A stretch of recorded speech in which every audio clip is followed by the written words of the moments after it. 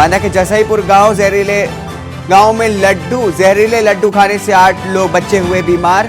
साधु वेशधारी बाबा सहित 8 लोग हुए बीमार। जांच के लिए भेजा लड्डू का सैंपल। यूपी के रास्ते बंगाल, उड़ीसा, बिहार पहुंच रही है नकली दवाएं। एसटीएफ और एफएसडीए की पड़ताल में खुलासा हुआ है।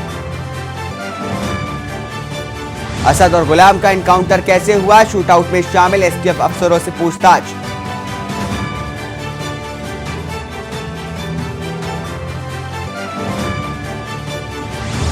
मुख्तार अंसारी को मिला आईटी का नोटिस। 127 करोड़ की बेनामी संपत्ति के मामले में पहला नोटिस जारी। पहले गाजीपुर की 12 करोड़ की प्रॉपर्टी का हिसाब मांगा। आप देख रहे हैं के न्यूज, खबरों का सारथी। कर्नाटक चुनाव से ठीक पहले पीएम मोदी आज कार्यकर्ताओं को संबोधित कर रहे हैं। इस बीच उन्होंने क्या कुछ कहा है, आइए सुनाते हैं आपको। फकीरप्पा जी ने बहुत ही अच्छा सवाल पूछा है। डबल इंजन सरकार के संबंध में पूछा है और उसका सीधा और साधारण मतलब है विकास की डबल रफ्तार। बीते 9 वर्षों का देश का अनुभव रहा है कि जहां जहां बीजेपी की डबल इंजन सरकार है वहां वहां गरीब कल्याण की योजनाएं तेजी से जमीन पर उतरी है। हर घर जल योजना में कर्नाटका देश के अग्रणी राज्यों में है, क्योंकि यहां भी भाजपा सरकार है, वहां भी भाजपा सरकार है। इसलिए संभव हो पा रहा है क्योंकि यहां डबल इंजन सरकार है। आपको मैं बताऊं, जो राज्यों में भाजपा सरकार नहीं है, लोकतंत्र में स्वाभाविक है, लेकिन करते क्या है? केंद्र सरकार की कोई भी योजना उनके यहां सफल ना हो, उनको डर लगता है कि अगर सफल हो गई तो मोदी का जय जयकार हो जाएगा। कुछ लोग तो योजना से जुड़ते ही नहीं है।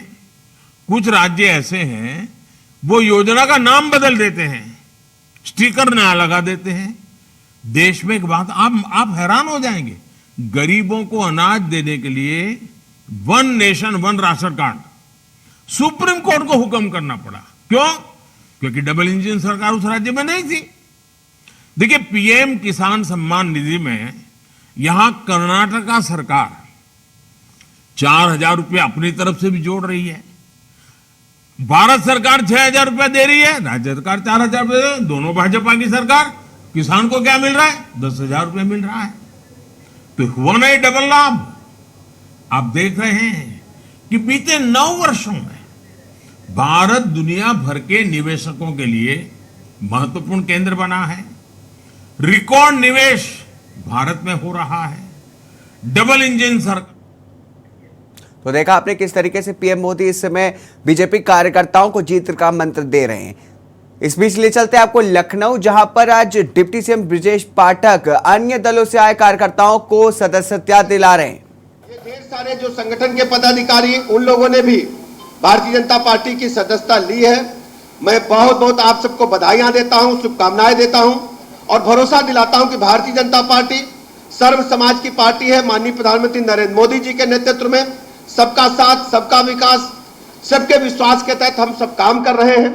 हमें पूरा आपसे भरोसा है कि हम सब मिलकर के अपने प्रदेश को एक उत्तम प्रदेश, स्वर्णिम प्रदेश बनाने के लिए माननीय मोदी जी की नीतियों के अनुसार, भारतीय जनता पार्टी की नीतियों के अनुसार काम करेंगे। और हम आपको भरोसा दिलाते हैं आपके सम्मान से कभी भी हम लोग कोई समझौता नहीं करेंगे।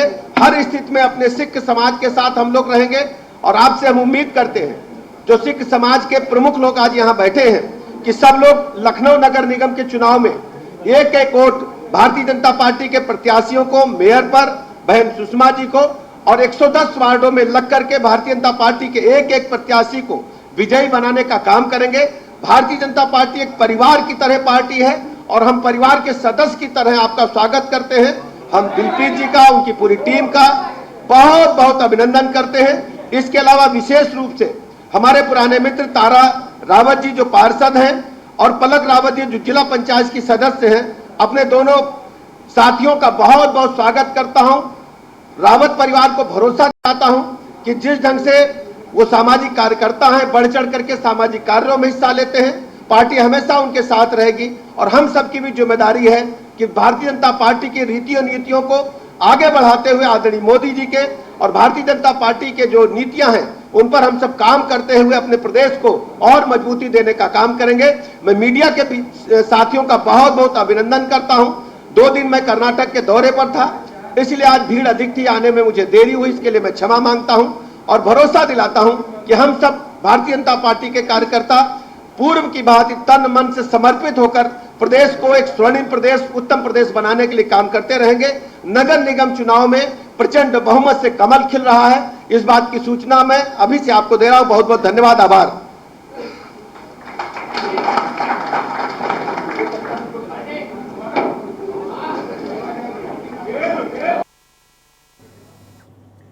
इस बीच उमेश पाल मर्डर केस से जुड़ी बड़ी खबर आ रही है। अतीक के वकील को आज कोर्ट में पेश किया जाएगा। खान शौकत हनीफ को आज कोर्ट में पेश किया जाना है। आपको बता दें कि पुलिस की अर्जी पर कोर्ट ने किया था तलब। खान शौकत हनीफ को पुलिस रिमांड में लेकर के पूछताछ करने वाली है। उमेश पाल मर्डर केस में साजिश का बनाया गया है आरोपी।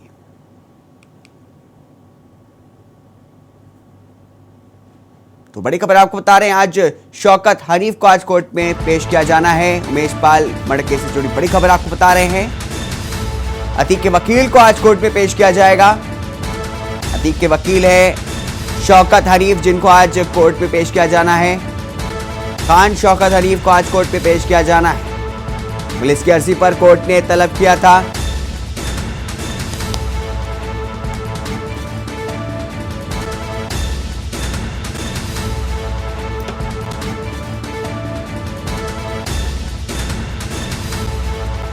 इस बीच हमारे सहयोगी राहुल मिश्रा हमारे साथ प्रयागराज से जुड़े हैं। राहुल, क्या कुछ बताना चाहेंगे? जिस तरीके से आज शौकत हनीफ को आज कोर्ट में पेश किया जाना है, इसको लेकर के क्या कुछ अपडेट सामने आ रही है?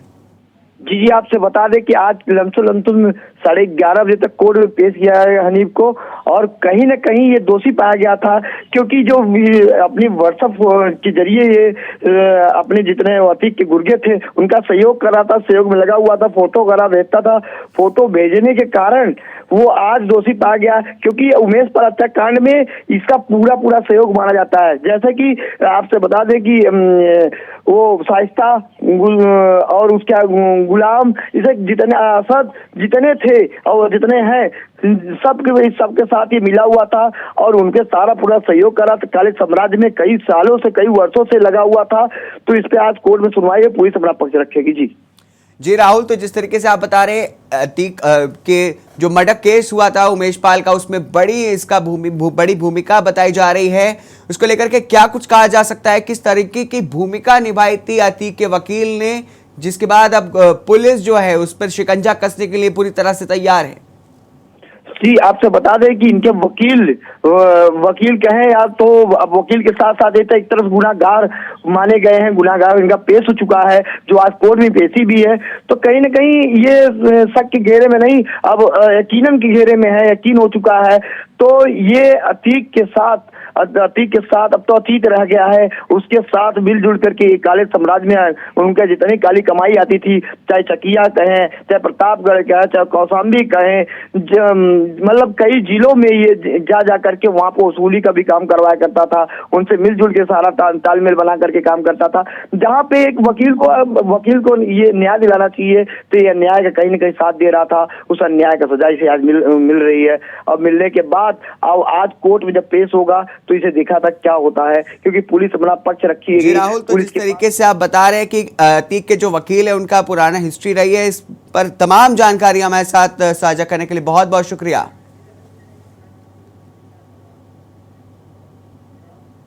आपको ले चलते कर्नाटक, जहां पर पीएम मोदी इस समय वहां के भाजपा के जो कार्यकर्ता उनको संबोधित कर रहे हैं। इस दौरान उन्होंने वो क्या कुछ कह रहे हैं, आइए सुनाते हैं आपको। बताइए, डबल इंजन सरकार की ताकत है कि नहीं है?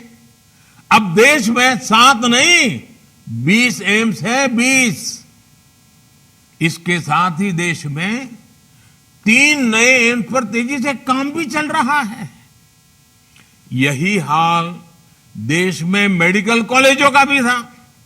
आजादी से लेकर 2014 तक देश में मेडिकल कॉलेजों की संख्या 380 थी। 400 से भी कम। हमें आने के बाद पिछले 9 साल में देश में मेडिकल कॉलेजों की संख्या 600 से भी ज्यादा हो चुकी है। भ्रष्टाचार के खिलाफ लड़ाई में भी पहले और अब में बहुत बड़ा फर्क है। कांग्रेस ने भ्रष्टाचार मिटाने में कोई रुचि नहीं दिखाई, क्योंकि वो खुद ही भ्रष्टाचार का सबसे बड़ा स्रोत रही है। वर्ष 2014 के बाद करप्शन से लड़ाई में कितना तेजी आई है, ये पूरा देश देख रहा है। जनधन, आधार और मोबाइल का जो त्रिशूल है ना, इस त्रिशूल ने भ्रष्टाचार पर बहुत बड़ा वार किया है। डायरेक्ट बेनिफिट ट्रांसफर ने देश के 2,75,000 करोड़ रुपए, याद रखिए 2.25 लाख करोड़ रुपए जो चोरी होते थे, गलत हाथों में चले जाते थे, भ्रष्टाचार होता था, वो पैसे बचा लिए गए, जो आज गरीबों के, देश के युवाओं के काम आ रहे हैं। ये जनता के वो पैसे हैं जो बिचौलियों की जेब में चला जाया करते थे। हमने गवर्नेंस के हर क्षेत्र में स्केल, स्पीड, सोच और अप्रोच में आमूलचूल बदलाव किया है। आइए अब देखते हैं, 2 साथियों से बात हुई, अब तीसरा सवाल लेते हैं।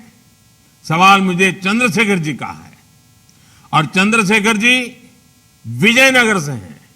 उनका सवाल है कि आपने, ये मुझे पूछ रहे हैं, आपने हमेशा से कहा कि कर्नाटका रामदूत हनुमान की नगरी है और संस्कृति से भरे प्रदेश का देश है और विकास, देश के विकास में ये बहुत बड़ा योगदान देने वाला प्रदेश है। कर्नाटका की सॉफ्ट पावर में आप कितनी संभावनाएं देखते हैं?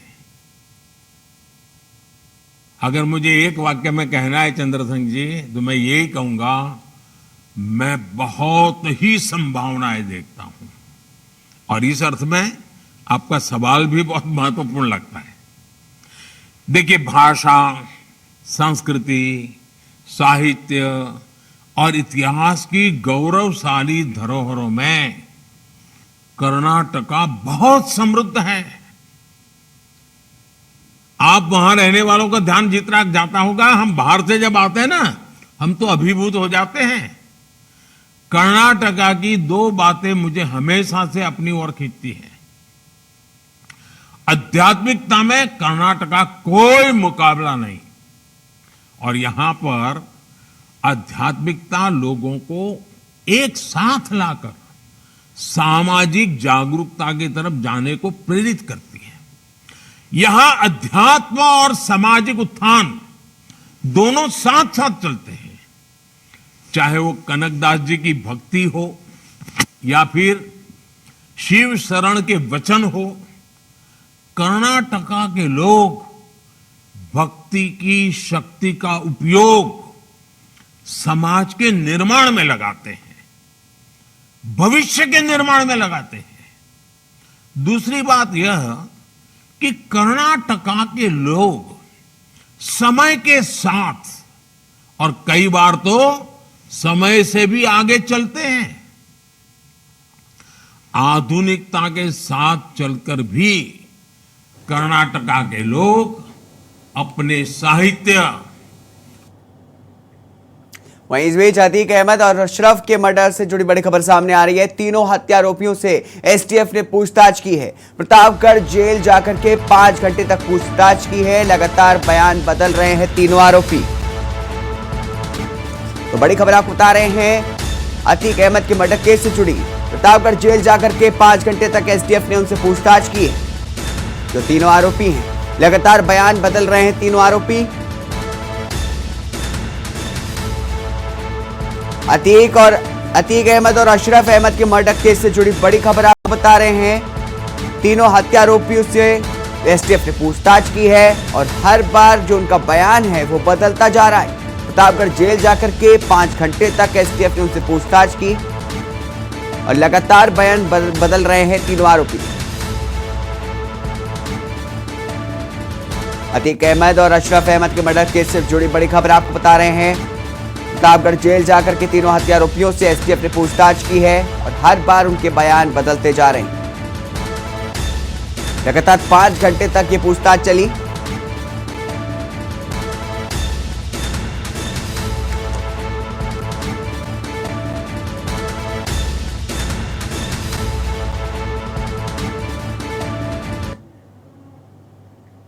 कौशाम्बी और प्रयागराज में शाइस्ता तलाश जारी।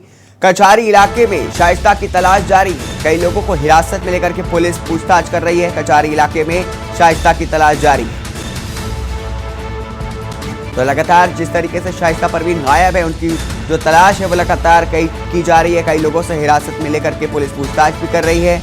कचहरी इलाके में शाइस्ता की तलाश जारी है। कौशाम्बी और प्रयागराज में शाइस्ता की तलाश की जा रही है। कचहरी इलाके में शाइस्ता की तलाश जारी। कई लोगों को हिरासत में लेकर के पुलिस पूछताछ कर रही है।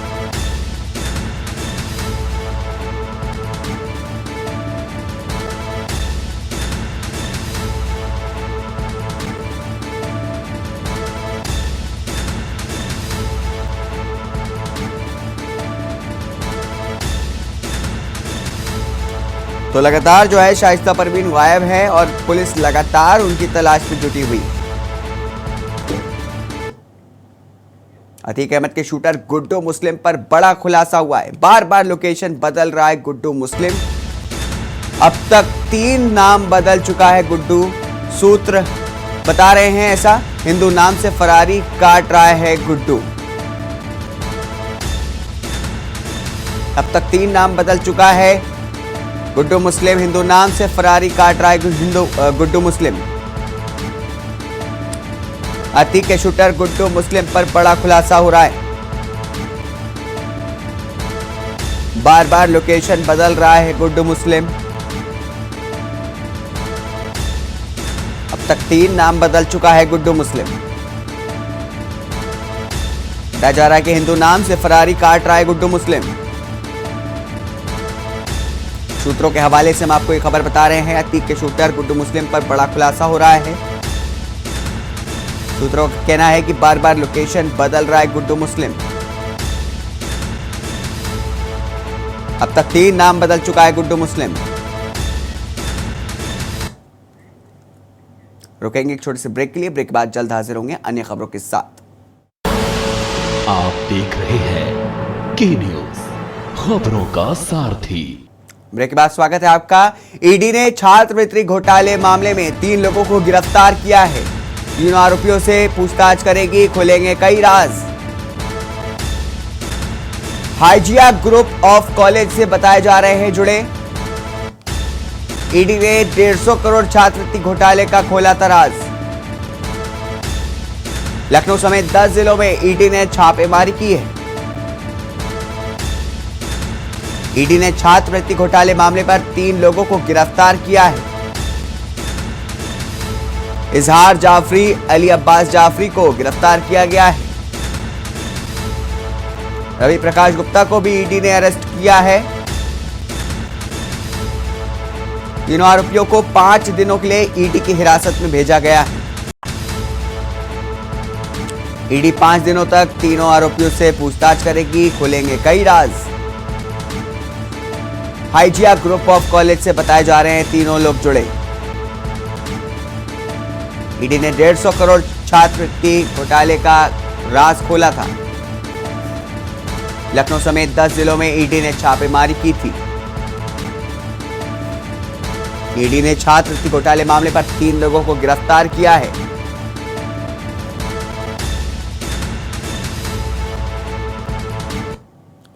उधर लखनऊ में लिफ्ट के डक्ट में गिरने पर दर्ज हुआ है केस। गिरने में विकास तिवारी नामक युवक घायल हुआ था।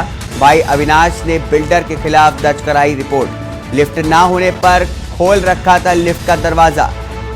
हादसे के बाद अविनाश ने लगाया बिल्डर पर आरोप। नीरज रस्तोगी पर लापरवाही का लगाया आरोप। हजरतगंज थाना क्षेत्र के स्थित बिल्डिंग का मामला आपको बता रहे हैं। Jugal Kishore enrolled court building का मामला आपको बता रहे हैं।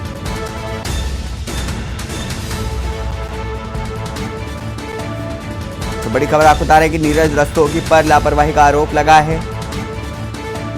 लिफ्ट का डक्ट खुले रहने से एक बड़ा हादसा हो गया है, जिस पर मुकदमा दर्ज किया गया है। हजरतगंज थाना क्षेत्र में स्थित है बिल्डिंग।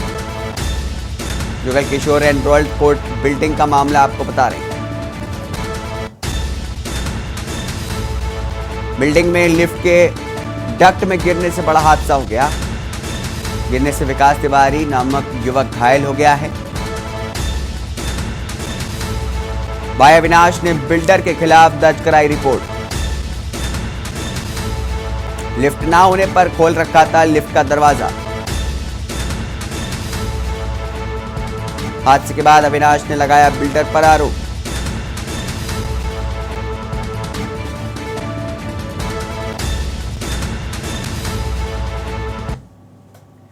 वहीं सूडान में फंसे भारतीय नागरिकों का मामला आपको बता दें। ऑपरेशन कावेरी के तहत भारत वापसी पर धन्यवाद किया है। भारत वापसी पर प्रधानमंत्री मोदी का हृदय से सीएम ने आभार व्यक्त किया है। सूडान में से वापस आने पर यूपी वासियों को घर पहुंचाया जाएगा। यूपी वासियों को उनके घर तक निःशुल्क पहुंचाया जाएगा। सीएम योगी आदित्यनाथ ने कहा है निःशुल्क एवं सकुशल पहुंचाने का कार्य यूपी सरकार करेगी। सीएम योगी आदित्यनाथ ने ऐसा बयान दिया है।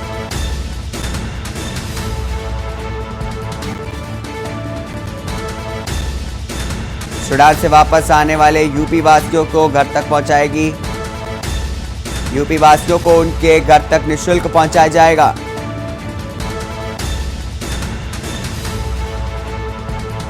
निःशुल्क एवं सकुशल उनको घर तक पहुंचाया जाएगा।